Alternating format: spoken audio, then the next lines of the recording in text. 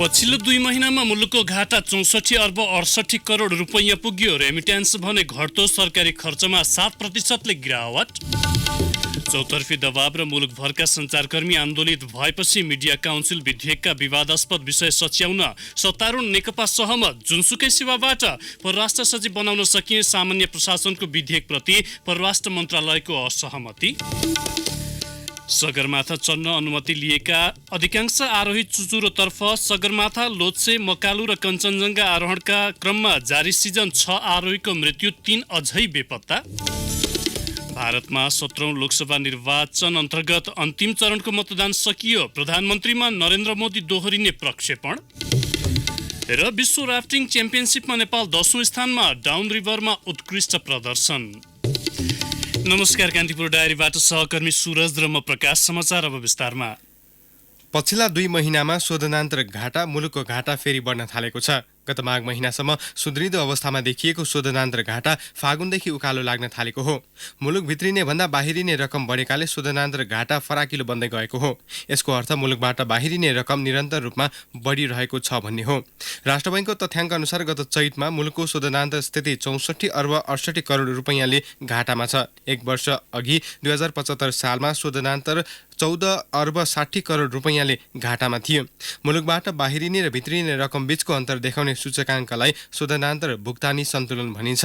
पछिल्ला वर्षमा आयात उच्च दरले बढ्नुका साथै अध्ययन, स्वास्थ्य उपचार, घुमफिर लगायतका कारण ठूलो मात्रामा विदेशी मुद्रा बाहिरिएकाले शोधनान्तर घाटा रहेको विज्ञहरू बताउँछन्। निरन्तर रूपमा शोधनान्तर घाटा बढिरहनु राष्ट्रका लागि खतरनाक अवस्था भएको पूर्व सचिव रामेश्वर खनालले बताउनुभयो। घाटा नियन्त्रणका लागि सरकारले विशेष रूपमा पहल नगरे अर्थतन्त्रमा नकारात्मक असर पर्ने उहाँको भनाइ छ।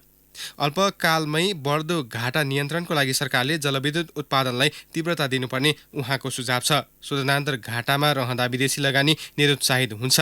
उत्पादनमा नकारात्मक प्रभाव पर्ने भएकाले मुलुकको परनिर्भरता बढेर विदेशी विनिमय सञ्चितमा ह्रास आउने उहाँको भनाइ छ।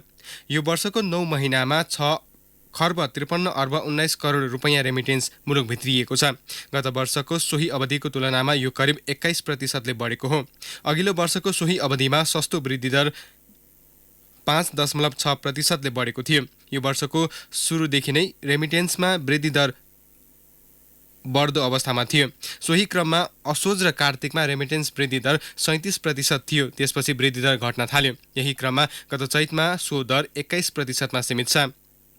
यो वर्षको सुरुदेखि नै अमेरिकी डलरको विनिमय दर बढ्नुका साथै कोरिया, अमेरिका र भारतबाट वैधानिक प्रणाली मार्फत भित्रिने रकम बढेपछि समग्र रेमिटेन्स वृद्धि दर उच्च बनेको राष्ट्र बैंकले जनाएको छ। गत चैतसम्म मुलुकको विदेशी विनिमय सञ्चित 10 खर्ब 50 अर्ब रुपैयाँ छ। गत असारमा यस्तो सञ्चित 11 खर्ब 2 अर्ब रुपैयाँ थियो। अमेरिकी डलरमा यस्तो सञ्चित चैतसम्म 9 अर्ब 52 करोड छ। 2075 असारमा यो 10 अर्ब 8 करोडमा थियो। हाल मुलुकको विदेशी विनिमय सञ्चित राष्ट्र बैंकको चालु आर्थिक वर्षको लक्षित सीमा बराबर नै हो। राष्ट्र बैंकका अनुसार सो सञ्चितले मुलुकलाई करिब 8 महिनाको लागि वस्तु तथा सेवा आयातमा मात्र पुग्छ। राष्ट्र बैंकले चालु आर्थिक वर्षमा कम्तीमा 8 महिनालाई आयात गर्न पुग्ने विदेशी विनिमय सञ्चित राख्ने लक्ष्य लिएको छ। विदेशी सञ्चित लक्षित सीमा भन्दा कम भएकाले यसको कारण र परिणामबारे राष्ट्र बैंकले अध्ययन सुरु गर्ने अर्थविदहरूको सुझाव छ। गएको 9 महिनामा कुल सरकारी खर्च 5 खर्ब 96 अर्ब रुपैयाँ पुगेको थियो। अघिल्लो वर्षको सोही अवधिको तुलनामा यो करिब 7.3%ले कम हो। 2075 चैतमा कुल सरकारी खर्च 6 खर्ब 43 अर्ब रुपैयाँ रहेको थियो। यस्तै चालु आर्थिक वर्षको 9 महिनामा बैंक तथा वित्तीय संस्थाको निक्षेप सङ्कलन 16.6%ले वृद्धि भएको छ। सत्तारूढ दल नेकपाले मिडिया काउन्सिल विधेयकका विवादास्पद विषय सच्याउने भएको छ। विधेयकमा संशोधन हालेर विवादित विषय परिवर्तन गर्ने निष्कर्षमा शीर्ष नेताहरू पुगेका हुन्।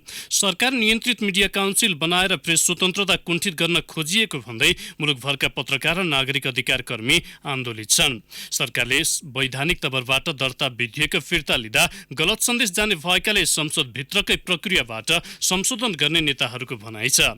नेकपा संसदीय दलका उपनेता सुभाष नेङमाङले विधेयकमा सच्याउनु पर्ने विषयबारे हिजो पार्टीको भातृ संगठन प्रेस संगठनका पदाधिकारी, पूर्व पदाधिकारी, पार्टीका पूर्व इन्चार्ज, पत्रकारिता पृष्ठभूमिका केही केन्द्रीय सदस्य लगायतसँग सुझाव लिनु भएको थियो। पार्टी कार्यालय धुम्बराहीमा हिजो सञ्चार एवं सूचना प्रविधि मन्त्री गोकुल बास्कोटा सहितको जमघटमा उपनेता नेमवाङले भन्नुभयो के विषयमा अप्ठ्यारो छ सच्याउन हामी तयार छौं। उहाँले भन्नुभयो संविधानमा पूर्ण प्रेस स्वतन्त्रता भनिएको छ, त्यस विपरीत कानून बन्दैन। स्थायी समिति सदस्य पम्फा भूषाल, योगेश भट्टराई लगायतका पूर्व इन्चार्जहरू पनि जमघटमा सहभागी हुनुहुन्थ्यो। मिडिया काउन्सिललाई स्वायत्त निकायका रूपमा परिभाषित गर्नुपर्ने 25,000 देखि 10 लाख रुपैयाँसम्म जरिवाना लगायतका प्रावधान हटाउने गरी संशोधन गर्नुपर्ने धारणा नेकपा नेताहरूको छ। नेकपा स्थायी समिति सदस्य तथा पूर्व प्रचार विभाग प्रमुख भट्टराईले भन्नुभयो मिडिया स्वनियममा बढी जोड दिनुपर्छ, दण्ड सजाय मिडिया काउन्सिलले गर्ने होइन। यस्ता प्रावधानहरू संशोधन हुन्छन्। नेकपाका सांसदहरूले नै यस्तो विषयमा पहिलो संशोधन हाल्नेछन्। उहाँका अनुसार राष्ट्रिय सभामा पेश भएको विधेयक प्रतिनिधि सभामा आउनेछ र समिति मार्फत सच्याइनेछ। काउन्सिलले दण्ड गर्ने भन्दा पनि न्यायिक निकायमा यो अधिकार दिनुपर्ने पत्रकारहरूको धारणा सही भएको उहाँले बताउनुभयो। यसैबीच पत्रकार महासंघले मिडिया काउन्सिल सम्बन्धी विधेयक फिर्ताका लागि सरकारले तदारुकता नदेखाएको भन्दै दोस्रो चरणको आन्दोलन घोषणा गरेको छ। पहिलो चरणको आन्दोलन सकारात्मक भएको निष्कर्ष निकाल्दै महासंघले जेठ 6 देखि 25 गतेसम्मका लागि विभिन्न आन्दोलनका कार्यक्रम सार्वजनिक गरेको हो। प्रशासनको जुनसुकै सेवाबाट पनि परराष्ट्र सचिव बनाउन सकिने विधेयकबारे परराष्ट्र मन्त्रालयले संघीय संसदीय समितिमा असहमति पत्र दर्ता गरेको छ। यस्तो विधेयकप्रति कूटनीतिक ज्ञाताहरूले आश्चर्य प्रकट गरेका छन्।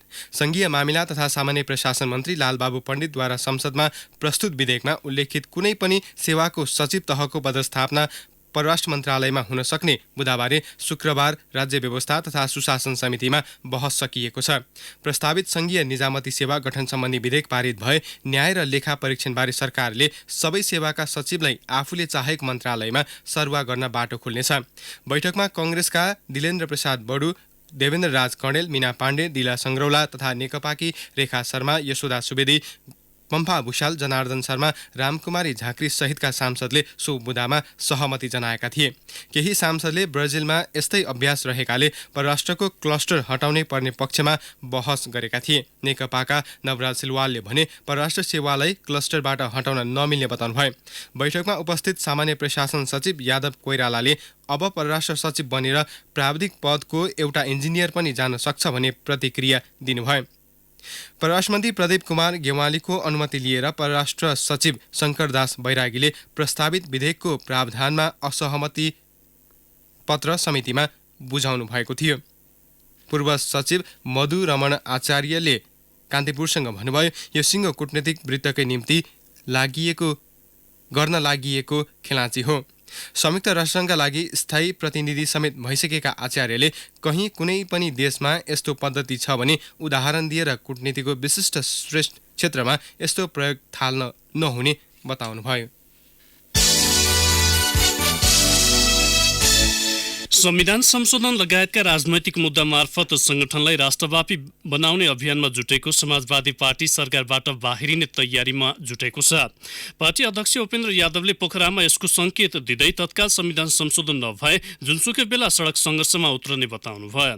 तत्कालीन संघीय समाजवादी फोरमका तर्फबाट अध्यक्ष यादवले गत पौष 21 गते 10 बुँदे स्मरण पत्र सरकारलाई बुझाउनु भएको थियो, जसको 2 नम्बर बुँदामा संघीयता, लोकतन्त्र, गणतन्त्र, समानुपातिक समावेशीकरण र राष्ट्रिय पहिचानको मान्यता, राजनैतिक उपलब्धिलाई संस्थागत र राष्ट्रिय समस्या हल गर्न समेतका लागि संविधान संशोधन गर्न गृह कार्य गरी संसदको यसै सत्रमा विधेयक पारित गरिसक्नुपर्ने उल्लेख छ। सरकार हिउँदे बैठक सकिएर बर्खे अधिवेशन सुरु भइसक्दा समेत संविधान संशोधनको विधेयक अघि बढाउने सुसारमा छैन। केही दिन अघि संसदमा प्रधानमन्त्री केपी शर्मा ओलीले औचित्य र आवश्यकताका आधारमा मात्र संविधान संशोधन हुने रेडिमेड जवाब दिनुभएको थियो। प्रधानमन्त्रीको सो जवाफले समाजवादी पार्टीलाई सरकारबाट बाहिरिन दबाव परेको छ। पार्टीका एक पदाधिकारीका अनुसार बिना उपलब्धि सरकारमा बस्दा पार्टी झन कमजोर हुने निष्कर्ष निकाल्दै सरकार छाड्नुपर्ने दबाव पार्टी भित्रैबाट बढेको छ। ती पदाधिकारीले भने पार्टीको 7 प्रदेशको कार्यक्रम सकिएपछि सरकारलाई फेरि एकपटक अल्टिमेटम दिने र त्यस समयपछि पनि संविधान संशोधन विधेयक अघि नबढे सरकारबाट बाहिरिने निर्णय बैठकको तयारी भइरहेको छ। पार्टीका सह अध्यक्ष राजेन्द्र श्रेष्ठले पनि त्यसतर्फ संकेत गर्दै भन्नुभयो, संविधान संशोधन भएन भने जुनसुकै बेला सरकारबाट बाहिरिने निर्णय हुनेछ, तर अहिले पार्टीको कार्यक्रम भइरहेकाले छलफल हुन बाँकी छ। पार्टी एकीकरणको सन्देश लिएर समाजवादी पार्टी सातै प्रदेशका मुख्य शहरमा अगुवा कार्यकर्ता बीचको प्रशिक्षणमा जुटेको छ। कान्तिपुर डायरीमा अब ब्रेकको पालो। अब बाँकी प्रसङ्ग। राष्ट्रिय जनता पार्टी राजपा नेपालको अध्यक्ष मण्डलका सदस्य अनिल झा पार्टी संयोजक बन्नुभएको छ। सक्रिय प्रणाली अनुसार उहाँले आजबाट पार्टी सम्हाल्नुहुनेछ। पार्टी नेतृत्वका लागि राज्यपालले 2 महिनाको चक्रीय प्रणाली लागू गरेको छ। यो निर्णय अनुसार यसअघि अध्यक्ष मण्डलका 4 नेताले पार्टी संयोजक भइसकेका छन्। जहाँपछि राजकिशोर यादव पार्टी संयोजक हुनुहुनेछ। उहाँपछि सो क्रम दोहोरिएर पुनः महन्त ठाकुरकै नेतृत्वमा पार्टी जानेछ। ठाकुरले नेतृत्व लिएको बेला पार्टीको महाधिवेशन गर्ने तयारी छ। यादव असोज 5 गतेसम्म नेतृत्वमा रहेपछि ठाकुर पुनः पार्टी संयोजक हुनुहुनेछ। पार्टीले कार्तिक 28 देखि 30 गते महाधिवेशन गर्ने तालिका सार्वजनिक गरेको छ। सगरमाथा आधार शिविर हिजो सुनसान बनेको छ। अधिकांश आरोही राति नै सगरमाथातिर उक्लिएपछि आधार शिविर सुनसान बनेको हो। आरोहण दल लिएर आधार शिविर पुगेकी पिक प्रमोसन प्रणालीकी आधार शिविर प्रबन्धक दिकी शेर्पाले भन्नुभयो, काग कराएको र बेला बेला हेलिकप्टरको आवाज मात्र सुनिएको छ। पर्यटन विभागबाट सम्पर्क अधिकृतका रूपमा आधार शिविरमा रहेका ज्ञानेन्द्र श्रेष्ठले फेसबुकमा साइलेन्ट इसिबी भनेर फोटो पोस्ट गरेका थिए। श्रेष्ठ 100 हाराहारी आरोहणका लागि शिखर गइसकेको बताउँछन्। सबैको सफल आरोहण भइसकेको छैन, बाँकीले 24 तारिकभित्र आरोहण गर्नेछन्। शनिबार रातभर खुम्बु आइसफलको उकालोमा राजमार्गमा राति सवारी गुडिरहेको झल्को दिने गरी टर्चको उज्यालो लहरै देखिन्थ्यो। यसैबीच चालु सिजनको हिमाल आरोहणका क्रममा हालसम्म सगरमाथा, लोछे र मकालु अनि कञ्चनजङ्घामा 6 विदेशी आरोहीको मृत्यु भएको छ भने 3 विदेशी हराइरहेका छन्। पर्यटन विभागले यस सिजनमा आरोहण सुरु नहुँदै भएको मानवीय क्षति अघिल्ला वर्षको दाँजोमा बढेको जनाएको छ। विभागका एक अधिकारीले आरोहीको मृत्यु हुनु र हराउनु यकिन जानकारी भने अझै सम्पर्क अधिकृतहरू मार्फत प्राप्त भइ नसकेको बताउनु भयो। पर्यटन विभागका अनुसार विश्वकै तेस्रो अग्लो हिमाल कञ्चनजङ्घा आरोहणका क्रममा गत बुधबार भारतीय आरोहीहरू पश्चिम बङ्गाल कोलकाताका 48 वर्षीय विप्लव वैद्य र 46 वर्षीय कुतल करारको मृत्यु भएको थियो। काठमाडौँ स्थित पिक प्रमोसन प्रणालीको व्यवस्थापनमा त्यसतर्फ गएका उनीहरूको शव हिजो हेलिकप्टर मार्फत काठमाडौँ ल्याइएको निर्देशक पासाङ शेर्पाले बताउनुभयो। युद्धग्रस्त लिबियामा फँसेका 15 जना नेपालीलाई अन्तर्राष्ट्रिय आप्रवासन संगठन IMO को क्याम्पमा राखिएको छ। लिबिया हेर्ने इजिप्ट स्थित नेपाली दूतावासका अनुसार उनीहरूलाई युद्धग्रस्त क्षेत्रबाट सकुशल उद्धार गरी IMO को त्रिपोली स्थित क्याम्पमा ल्याएर राखिएको हो। उनीहरूलाई संयुक्त राष्ट्रसङ्घीय शान्ति नियोगको नेपाली शान्ति सेनासँग समन्वयमा उद्धार गरिएको हो। उनीहरूलाई खाने बस्ने प्रबन्ध मिलाउनुका साथै नेपाल जान हवाई टिकट समेत व्यवस्था गरिएको दूतावासका प्रवक्ता सुजन बिडारीले बताउनुभयो। यसअघि प्रसारित समाचारमा IOM हुनुपर्नेमा अन्यथा भएकोमा सच्याइएको छ। अख्तियार दुरुपयोग अनुसन्धान आयोगका प्रमुख आयुक्त नवीन कुमार घिमिरेले सार्वजनिक जग्गा अधिग्रहणको विषयमा अख्तियारले चासोपूर्वक सूक्ष्म अनुसन्धान गरिरहेको बताउनुभयो। आयोगको हेटौँडा स्थित कार्यालयमा हिजो कार्यालय प्रमुखलाई निर्देशन दिँदै प्रमुख आयुक्त घिमिरेले देशमा सार्वजनिक जग्गा अधिग्रहणको विषय धेरै उठेकाले यसलाई आयोगले गम्भीरतापूर्वक लिएको दावी गर्नुभयो। उहाँले भन्नुभयो, सरकारले आयोग निर्माण गरेर सार्वजनिक जग्गा अधिग्रहणको विषय उठाइरहेको छ। अहिले चर्चामा रहेका ललिता निवासदेखि जुम्लामा गुठी चौरको 590 रोपनी जग्गा आफन्तको नाममा सरेको विषयमा अख्तियारले अनुसन्धान थालिसकेको छ। राज्यको सम्पत्ति बाँड्ने क्रम बढेको छ। यस कार्यमा संलग्नले कुनै पनि हालतमा उन्मुक्ति पाउँदैनन्। बागमती ब्युटिफिकेसनको लागि स्थानीयलाई मुआब्जा दिने विषयमा शहरी विकास मन्त्री मोहम्मद इस्तियाक राई र काठमाडौँ 3 का सांसद कृष्ण राई बीच विवाद देखिएको छ। मुआब्जा विवादकै कारण आयोजनाको काम 2 महिनादेखि अलपत्र छ। स्थानीयले बागमती नदीभित्रको 188 रोपनीको मुआब्जा मागेका छन्। त्यसमध्ये 147 रोपनीको लाल पूर्जा नरहेको बागमती ब्युटिफिकेसन आयोजनाले जनाएको छ। स्थानीयले पुरै जग्गाको लाल पूर्जा भएको दावी गर्दै मुआब्जाको लागि दबाब दिइरहेका छन्। सांसद राईले मन्त्रीले मुआब्जाको फाइल अघि नबढाइदिएकाले समस्या निम्तिएको बताएका छन् भने मन्त्री राईले कानुन अनुसार मुआब्जा दिन नमिल्ने बताएका छन्। ब्युटिफिकेसनको काम भइरहेको धेरै ठाउँ काठमाडौँ 3 मा पर्छ।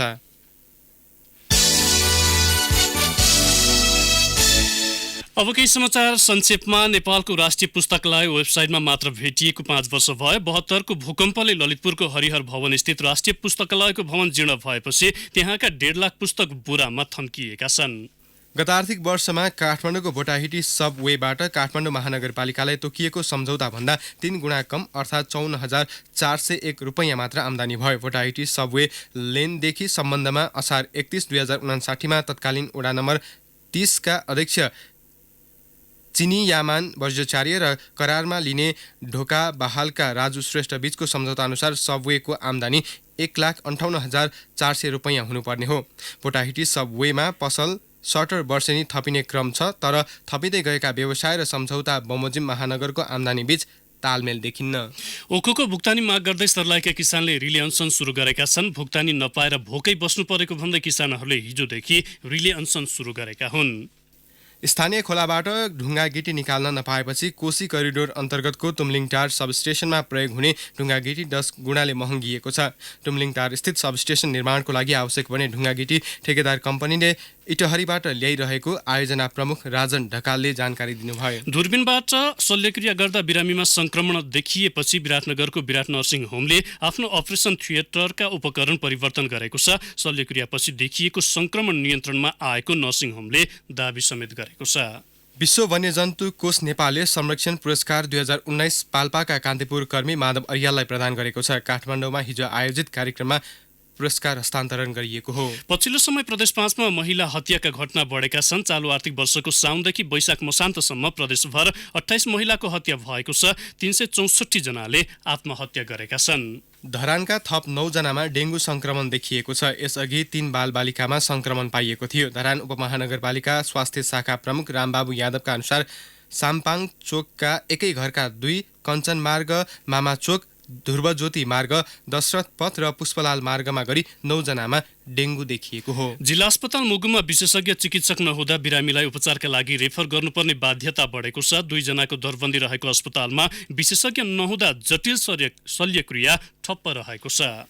र फिरन्ते जीवन त्यागेर घर बनाई बस्न थालेका हेटौँडाका लोपोन्मुख वनकरियाको जनसङ्ख्या 89 मात्रै छ। उनीहरूका बस्तीमा अब घरवास होमस्टे सञ्चालनमा आउने भएको छ। यसका लागि फिरन्ते जीवन त्यागेर सुरुमा उनीहरूले बनाइ बसेको जस्तै घर तयार पारिँदैछ।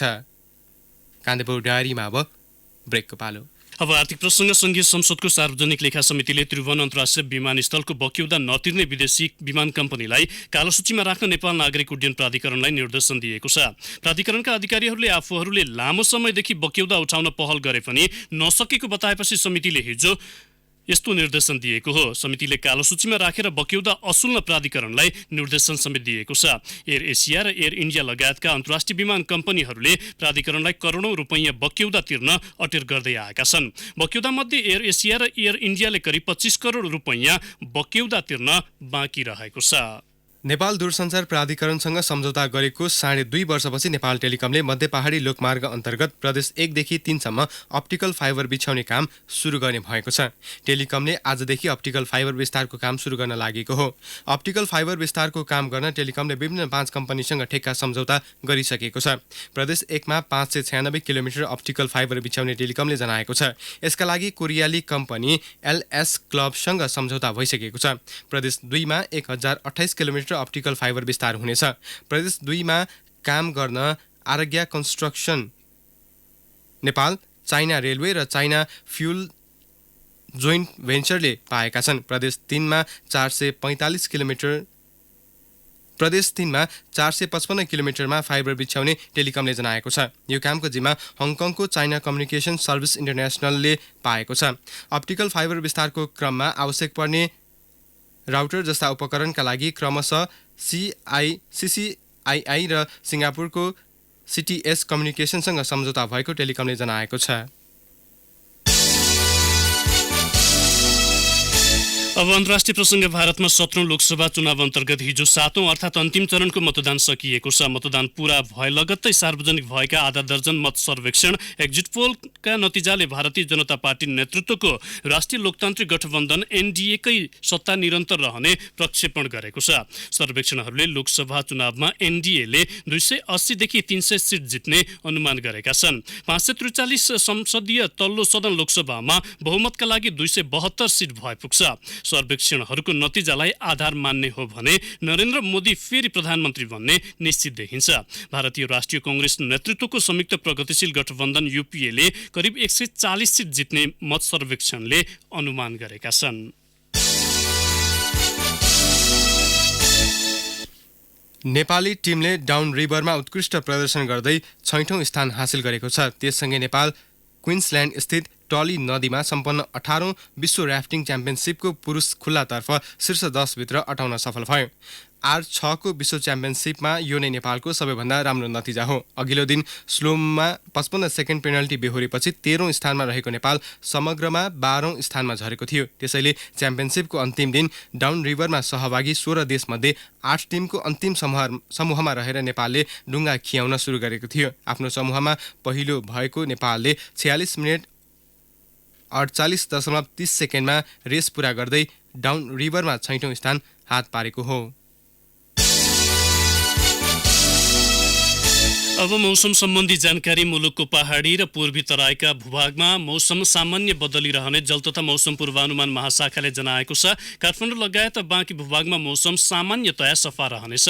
पहाडी भूभाग लगायत पूर्वी तराईका केही स्थानमा अपराह्नपख मेघगर्जनसहित क्षणिक वर्षाको सम्भावना रहेको महाशाखाले जनाएको छ। केही बेर अघि 16.5 डिग्री सेल्सियस मापन गरिएको काठमाडौँ उपत्यकाको अधिकतम तापक्रम आज 32 डिग्रीसम्म पुग्नेछ। सूर्योदय बिहान 5:13 भयो भने सूर्यास्त भरे 6:49 हुनेछ। हौस् त नै प्रसङ्गसहित कान्तिपुर डायरीको यो बुलेटिन यही सकिन्छ। 8 बजे डेभलपमेन्ट एन्ड इकोनोमिक्स डायरीका साथ उपस्थित हुने नै छौँ। सूरज र प्रकाश आज्ञा माग्छौँ। नमस्कार। सूचना र मनोरञ्जनको सम्वाहक रेडियो राष्ट्रको रेडियो कान्तिपुर।